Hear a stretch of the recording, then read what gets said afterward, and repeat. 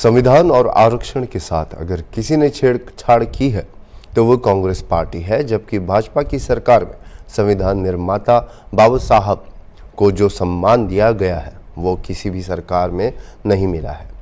ये बातें उत्तर प्रदेश सरकार के होमगार्ड मंत्री धर्मवीर प्रजापति ने हॉर्नबिल टीवी से खास बातचीत में कही है। इसके साथ ही धर्मवीर प्रजापति ने मिल्कीपुर विधानसभा उपचुनाव समेत सभी 10 सीटें भाजपा द्वारा जीतने की बात भी कही है। आइए सुनते हैं। उत्तर प्रदेश सरकार के होमगार्ड मंत्री धर्मवीर प्रजापति जी हमारे साथ में बात करने के लिए। सर, जिस तरह से मिल्कीपुर को लेकर, क्योंकि मिल्कीपुर इस समय जो है प्रतिष्ठा की बात बनी है और सरकार हमेशा लगातार कह रही कि जो विपक्ष ने भ्रम फैलाया था 2024 के चुनाव में, वो भ्रम टूट गया है और मिल्कीपुर समेत सभी जो 10 जो उपचुनाव हो रहे हैं यूपी में, वो सभी सीटें जीतेंगे। क्या लगता है कि मिल्कीपुर कितना आसान है या चुनौतीपूर्ण है? देखिए, मैं कह सकता हूँ कि मिल्कीपुर हो या कोई भी विधानसभा हो, किसी की कहीं कोई भी ये ऐसा नहीं है कि उन्हीं की जो है हमेशा उन्हीं की रहेगी। जनता का मैं कह सकता हूँ कि जनता हमारी सर्वोपरि है। जनता जिसका चाहे किला ढहा दे, जिसको चाहे बना दे। हम पहले रामपुर भी जीते हैं, लोग कहते थे कि समाजवादी पार्टी का गढ़ है। हम आजमगढ़ भी जीते हैं और लोग कहते थे समाजवादी पार्टी का गढ़ है। ऐसा कोई मैं मानता हूँ कि गढ़ जनता का होता है, जिसको चाहे बना दे, जिसका चाहे बिगाड़ दे।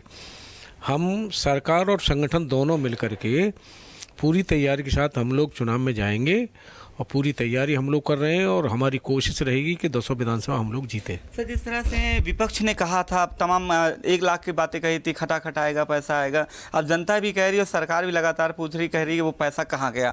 और जो भ्रम फैलाया था 2024 के चुनाव में, और शायद उसी भ्रम का ही नतीजा था कि भारतीय जनता पार्टी को यहाँ करारी शिकस्त मिली थी। हालांकि अब भारतीय जनता पार्टी उभर गई है, समीक्षा बैठकें भी की हैं, मंथन भी हुआ है और भारतीय जनता पार्टी यही लगातार कह रही कि जो इनका विपक्ष का भ्रम था वो सिर्फ भ्रम था, अब वो टूट चुका है। और यही वजह है कि Bharatiya Janata party full confidence है कि मिल्कीपुर समेत पूरी 10 विधानसभा चुनाव जीतेंगे। क्या वाकई में विपक्ष ने भ्रम फैलाया था इस बात 2024? निश्चित रूप से भ्रम फैलाया गया था। मैं आपके माध्यम से उत्तर प्रदेश की जनता से कहना चाहूँगा कि जनता उनसे हिसाब मांगे 8,500 का।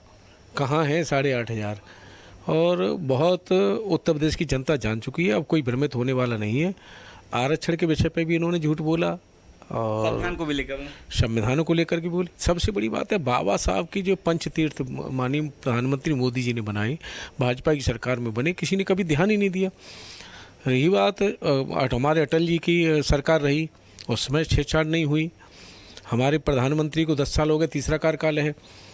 सबसे ज़्यादा अगर संविधान में कहीं छेड़छाड़ हुई है तो इंदिरा गांधी जी के कार्यकाल में हुई है। तो उस कार्यकाल को आदरणीय राहुल जी उसको ध्यान करें, कितना संविधान में चेंजिंग हुई थी और जनता वो उत्तर प्रदेश की जान चुकी है। अब कोई उनके भ्रम में आने वाला नहीं है। जाहिर सी बात है, जनता पूरी तरह से समझ चुकी है और विपक्ष के बहकावे में या उनके भ्रम में आने वाली नहीं है। और बात रही कि अगर बाबा साहेब की बात करें या संविधान की बात करें, जितना सम्मान भारतीय जनता पार्टी की सरकार में बाबा साहेब भीमराव अम्बेडकर को मिला है, उतना किसी भी सरकार में नहीं मिला। और रही मिल्कीपुर विधानसभा उपचुनाव जीतने की बात, चाहे मिल्कीपुर हो या उत्तर प्रदेश की 10 सीटें जिन पर चुनाव होना है, सभी सीटें भारतीय जनता पार्टी ही जीतेगी, जैसा कि आपने कहा। वीडियो जर्नलिस्ट अनिल सैनी के साथ अनूप चौधरी, हॉर्नबिल टीवी, लखनऊ।